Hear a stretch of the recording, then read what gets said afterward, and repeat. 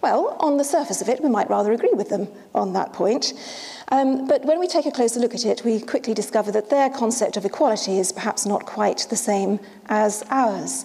Their idea of equality is that everyone is loved equally by God, and that's the only equality that counts. God has ordained everyone to be in their own particular place in life and to have their own particular role, often largely depending on whether they're male or female. And God values all people equally in the role he's given to them. But my goodness me, we'd better not challenge that role or seek to find a role for ourselves. Equality doesn't stretch that far. And of course, it certainly doesn't stretch to being allowed to express your own sexuality, should that happen to deviate from what the Bible decrees as normal. As for the call for the abolition of special interest groups, well, that might surprise us coming from a Christian party until we remember that evangelical Christians simply don't see themselves as a special interest group. To them, theirs isn't just one set of ideas competing with many other sets of ideas. A set of ideas that has to win influence and persuade people to its point of view. Their beliefs are from God, and therefore they have a God-given right to be heard and followed. And any attempt to give other groups a voice too, especially if it runs counter to what the Christians believe, well, that's an affront to Christian rights. Compromise is not an option. And on no subject are they so uncompromising as on that of homosexuality. I'm going to talk about that quite a bit today for the simple reason that it just occurs everywhere you look in these people's materials. It appears throughout their manifesto in the most unlikely places. They get another dig in against homosexuality. So whether you look at the manifesto of the Christian Party, whether you look at other evangelical organizations such as the Christian Institute, Christian Concern for Our Nation, the Evangelical Alliance, and on and on and on, it's clear that this topic exercises them more than any other. Now, I don't know about you, but I find it very easy not to spend a great deal of time thinking about other people's sex lives. To my mind, providing the sexual activity in question is between consenting adults, preferably of the same species, then it's really none of my business at all. Sorry? Thought someone chipped something in there. Okay. But our evangelical Christian friends seem to have discovered an 11th commandment. And the 11th commandment goes like this. It goes, "Thou shalt obsess about what other people are doing with their genitals." I'm serious. In almost every section of their manifesto, you will find something on this topic. For example, still under the heading of law and order, they launch into a passionate defence of free speech. We might note in passing that their love affair with free speech wasn't particularly in evidence at the time of the atheist bus adverts, or when the UK Parliament was debating the abolition of the blasphemy law. But, of course, when they want to rail against gays and to denounce them as sinful and call them to repentance and all this sort of thing, and when they want to deny them the same rights that every other citizen has, well, then freedom of speech is something to be defended at all costs. This is what they say. "Freedom of speech is one of our most precious freedoms, and it is under threat." Would you like to guess who from? From the homosexual agenda. Political philosopher Michael Sandel, in the second BBC Reith Lecture 2009, noted that the homosexual agenda, it conjures up a wonderful image, doesn't it? What would a homosexual agenda look like? What would number one be? Noted that the homosexual agenda is not to seek equality, for they already have it. What they now seek is to have their practices honoured. For Christians and for many others, including some of no faiths, this is simply not possible. Turning to their education policy, it will come as no surprise to learn that it constitutes a sustained attempt to indoctrinate young people with Christian beliefs.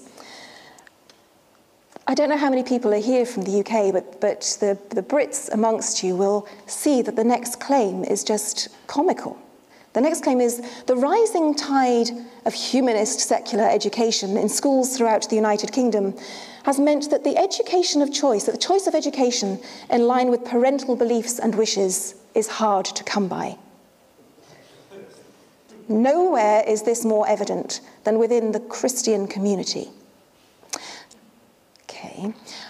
I think it's already been pointed out in other talks during this conference that more than a third of all state schools in the UK are faith schools. And that rises to about 70% of primary schools are being run by the Church of England. So the idea that Christians can't find a school that will continue their indoctrination of their children in school hours is just preposterous. In fact, the opposite is true. It's actually very hard for parents in some areas to find a school that's not going to indoctrinate their children.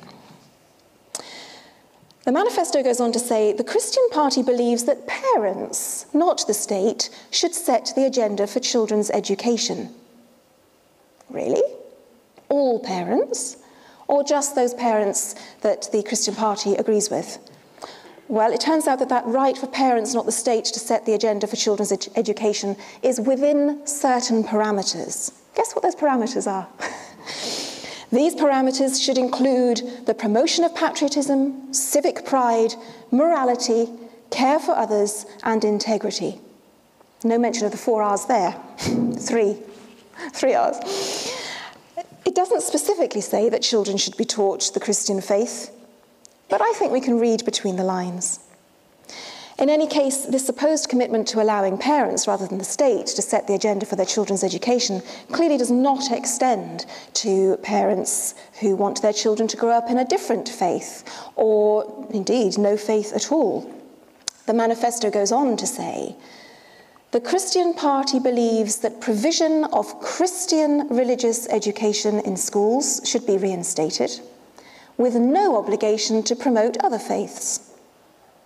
The obligation to assemble pupils for an act of Christian worship, including the corporate singing of hymns, should no longer be ignored. The Christian Party would ensure that schools fulfill the statutory obligation upon them to assemble pupils for a corporate act of worship of a Christian nature.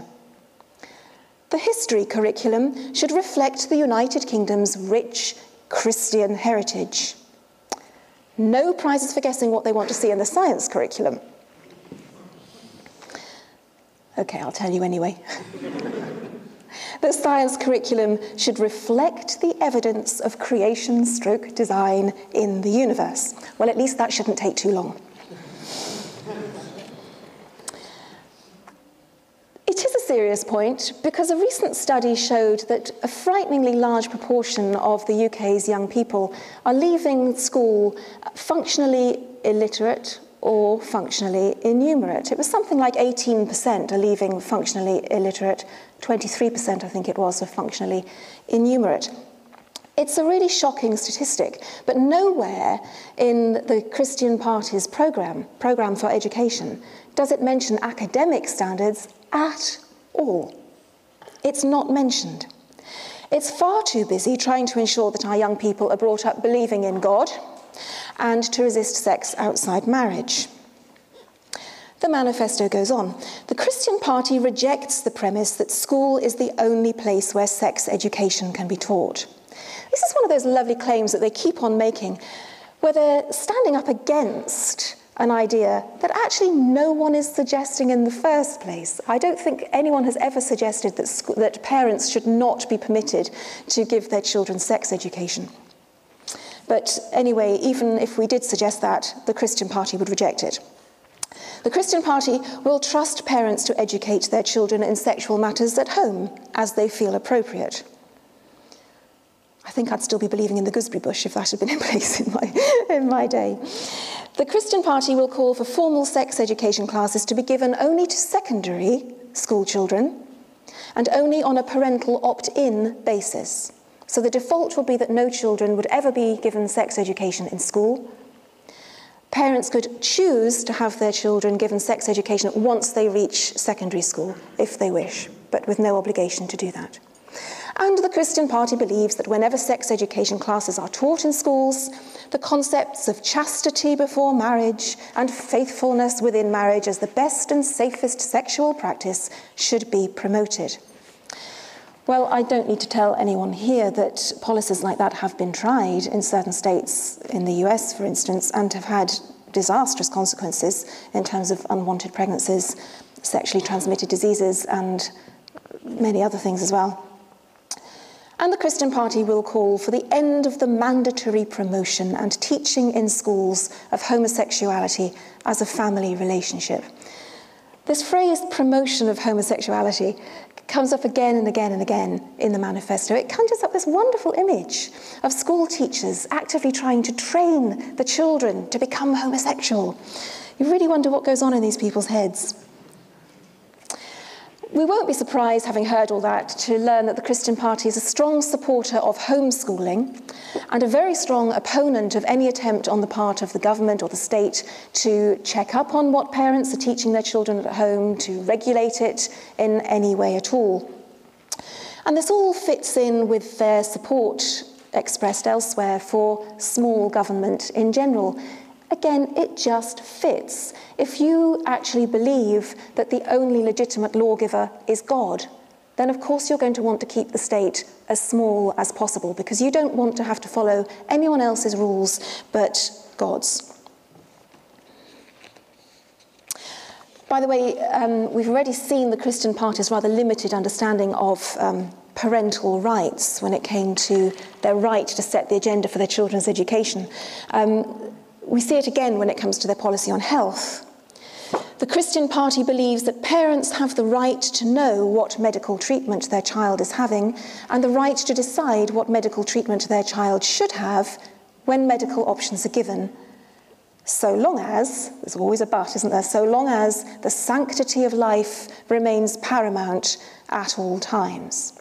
Well, what does this mean? What it means is that parents would have the right to prevent their 14-year-old daughter obtaining contraception, but they wouldn't have the right to permit her to have an abortion. Nor does their right to decide their child's medical treatment extend to choosing to switch off her life support machine, should the situation make that an appropriate thing to do. You'll notice that the Christian Party isn't just demanding the right for Christians to make their own choices based on their own faith, their own beliefs and their own consciences. They have that right already, of course. What they want is to impose their choices on everyone else. There's an extensive section in their manifesto called Respect for the Human Person. It's basically an extended pro-life manifesto. It more or less goes without saying that it teems with misrepresentations of society's attitude to human life. Apparently, all we want to do is kill people. And we've created a duty to die and a culture of death. And altogether, we're not very nice people at all. So it teems with this kind of misrepresentation. But also, it misrepresents what life means at all, as these pro-life things do tend to do. For instance, it says every human being from conception to natural death deserves the protection of law. This does slightly fly in the face of its sister organisation in Scotland, the Christian Party of Scotland, which wants a referendum on reintroducing the death penalty. So much for respect for the human person there.